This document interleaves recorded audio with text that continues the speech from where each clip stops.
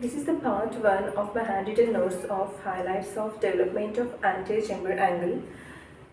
So development of anterior chamber of the eye, it begins as a slit-like space that results from the first wave and the second wave of mesenchymal cells. The first wave of mesenchymal cells, it is the future corneal endothelial cells, and the posterior extension of the second wave of mesenchymal cells from the optic curve rim, it forms the primary pupillary membrane, that is the future iris.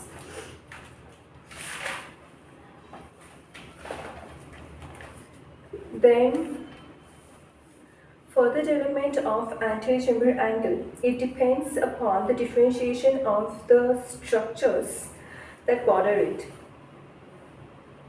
So this process of development of anterior chamber angle, it includes first lateral displacement of the angular region, then deepening of the angular region, there is lateral displacement, second is deepening, then third is differentiation of the angular tissue, fourth is differential growth of cornea that increases its spherical curvature to the sclera in relation to the sclera, then eventual location of the lens behind the developing iris. So these are the 5 processes which are included under the process of development of anterior chamber angle. Once again, first is lateral displacement of the angular region, second is deepening of the angular region, third is differentiation of the angular tissue, fourth is differential growth of the cornea which increases its spherical curvature in relation to the sclera, then eventual location of the lens behind the developing iris.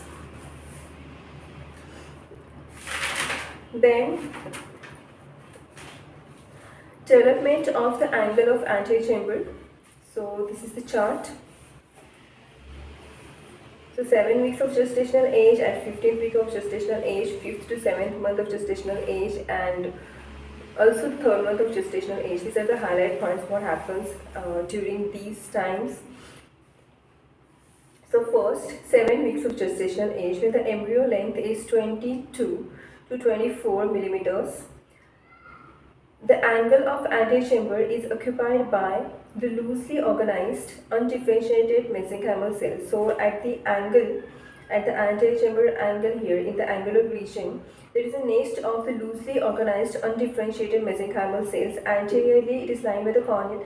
Anteriorly, there is a corneal endothelium that extends to the angle recess, but it doesn't cover or line the angle recess at 7 weeks of gestational age, which lines it later during the 5th week of the gestational age.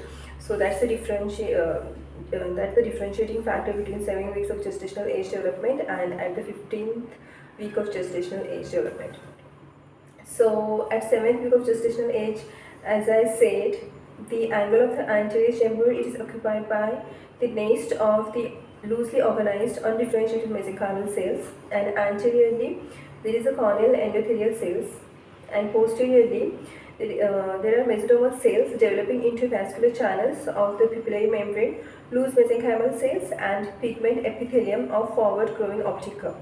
So anteriorly corneal endothelium, and posteriorly mesodermal cells, loose mesenchymal cells, and pigment epithelium of forward growing optic curve.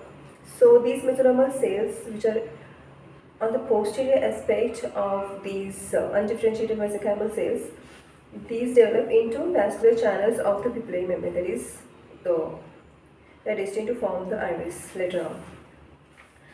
Then 15th week of gestational age. At 15th week of gestational age, what happens is that the corneal endothelial cells, they meet the anterior surface of developing iris, thus demarcating the angle of anterior chamber. So this angle of anterior chamber is now lined by the corneal endothelial cells, where while it was occupied by loosely organized, undifferentiated mesenchymal cells on 7th week of gestational age, now it is lined by corneal endothelial cells, which are of several layers, and they flatten towards the iris.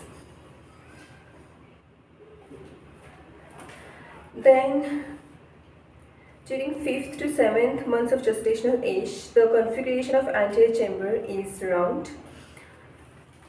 Then there is progressive deepening of the anterior chamber angle recess from third month of gestational age to the time of birth, and even probably continues for the considerable time after the birth, that is up to the age of 4 years. So before, I have not written here but I'll say, before 7 months of gestational age, the ciliary muscles and processes overlap the developing trabecular meshwork. These ciliary muscles and processes, they overlap the developing trabecular meshwork, and entire ciliary body is located posterior to the meshwork. That is before the 7th month of the gestational age. And then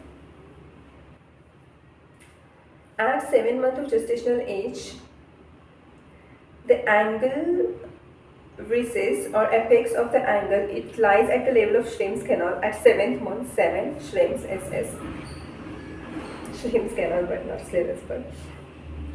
At birth, it is at the level of the scleral spur, and during adulthood, the angle recess, it lies at the level of ciliary body band, and that is nothing but the anterior face or anterior surface of the circular and longitudinal fibers, while meridional fibers, meridional fibers, they are not visible because they are obscured by the scleral spur. So that was in short about the development of the angle of the anterior chamber. It's in this flow chart. Now the highlights of anterior chamber angle. So we have seen the development of the anterior chamber angle. It begins as a slit-like space in between the first wave of the mesenchymal cells and second wave of the mesenchymal cells, which differentiate into corneal endothelium anteriorly and iris, that is primary pupillary membrane posteriorly respectively. Then development of anterior chamber angle includes 5 processes as mentioned earlier: lateral displacement of the angular region, progressive deepening of the angular region, differentiation of angular tissue, differential growth of cornea in relation to the sclera that increases its spherical curvature, then posterior dislocation of the lens behind the iris. Now at 7 weeks of gestational age, what happens?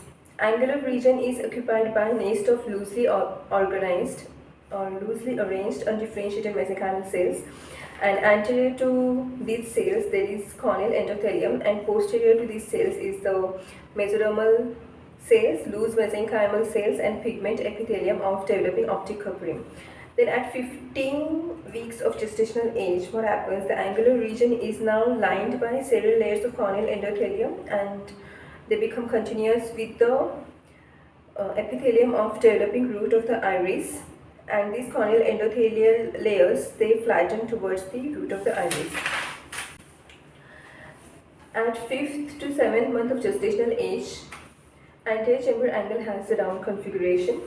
Then at 3rd month of gestational age onwards, there is progressive deepening and posterior location of the angle recess,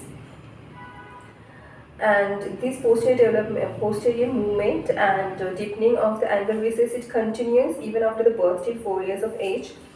Now this progressive deepening of angle recess with its posterior movement and this results because of differential growth rate of various tissue elements.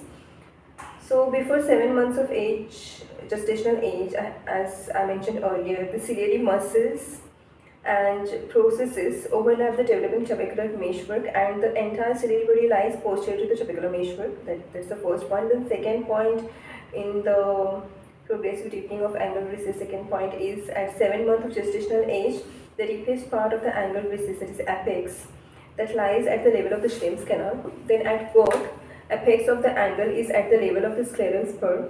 At birth, it is at the level of the scleral spur. Okay. So how the angle at birth, it differs from that in the adulthood. First point is, more of the uveal portion of the trabecular meshwork, it is located anterior to the scleral spur and the ciliary muscle. More of the uveal portion, that is trabecular meshwork has 2 portions, uveal portion and corneoscleral. So most of the uveal portion, it is located anterior to the scleral spur and the ciliary muscle. And in adulthood, what happens? The angle recedes or effects of the angle, it recedes to the level of ciliary body band, that is uh, the anterior face of the oblique and circular ciliary muscles. These are oblique, not initially I said it is longitudinal.